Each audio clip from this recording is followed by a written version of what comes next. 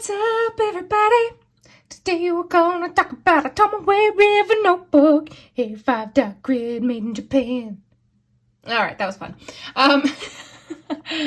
So yeah, this is precisely what we're gonna be talking about today. It is a small notebook made by Tomoe River, A5 dot grid made in Japan, with some schmutz on the front, and I don't know why.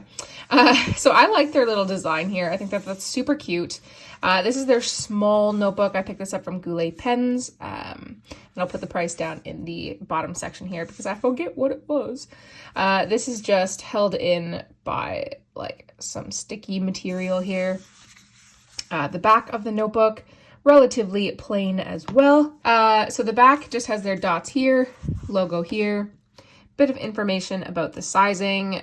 So 5mm dot grid, 160 pages, the color is white, and it is Tomoe River 52 GM squared for stationery. So yeah, it's basically Tomoe River paper, which for those who have used it, you know exactly what to expect here. For those who have not used it, I recommend that you almost don't because it's going away.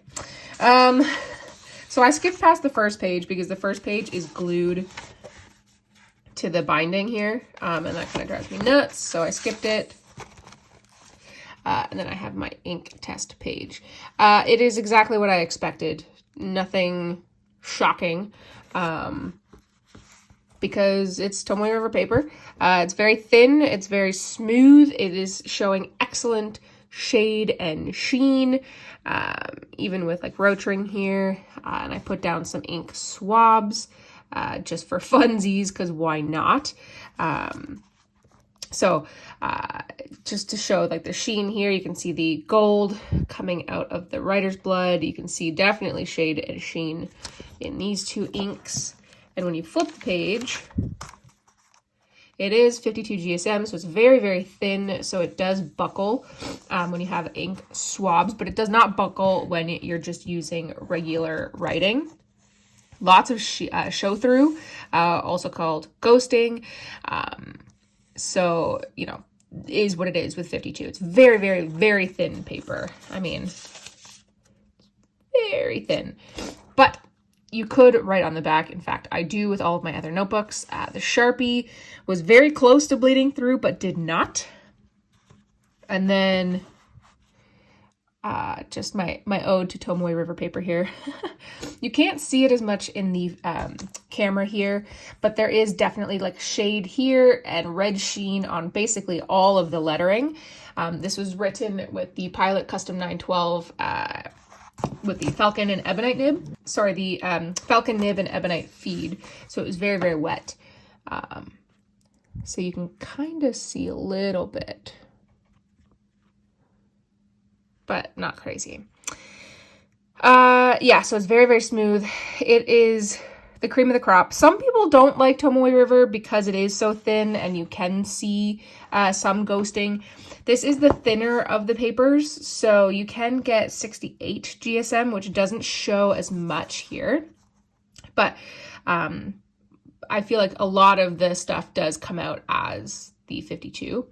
I don't know if that's cheaper or it's just more plentiful. I'm not sure, but I think it's more common. But you can get 68.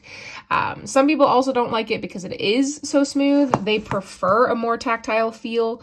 Personally, I think that's bananas, but everyone has their own taste.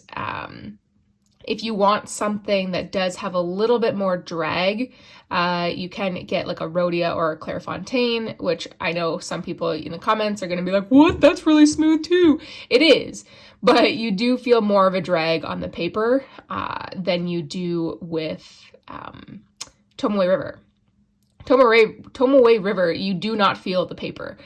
You just feel your nib. Whereas with Rhodia, you do feel the paper a little bit. If you want even more of a textured paper, then go with something like a Leuchtturm. That's kind of like the sweet spot between feeling like traditional paper and yet still being quality enough to handle fountain pens.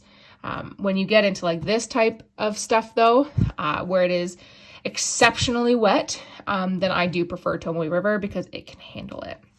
So I don't know as far as like the build quality, how far this will go. It's not a huge notebook and I'm not rough and tumble with it. So I think it's good enough for what I need.